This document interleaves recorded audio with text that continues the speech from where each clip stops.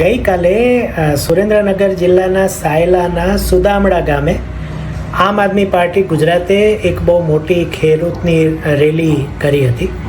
આમાં દિલ્હીના પૂર્વ મુખ્યમંત્રી અને પંજાબના હાલના મુખ્યમંત્રી બંને હાજર હતા. અહીંયા એમણે ગુજરાતના ખેડૂતો વિશે ચિંતા જાહેર કરી અને જે રીતના એમના કહેવા પ્રમાણે ગુજરાતના ખેડૂતોને અન્યાય થાય છે એના સામે લડવાની એમણે વાત કરી. વાત સારી છે, થવું જોઈએ, પણ તકલીફ એ છે કે જો આવું જ કરવું હોય તો પંજાબમાં કેમ સ્થિતિ ખેડૂતોની ખરાબ છે? પંજાબમાં ખેડૂતો કેમ વિરોધ કરી રહ્યા છે?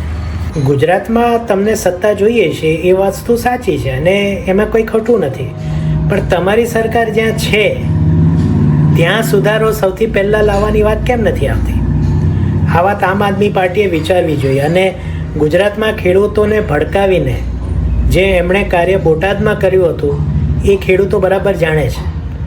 એટલે આમ આદમી પાર્ટીએ સમજી વિચારીને આગળ વધવું જોઈએ.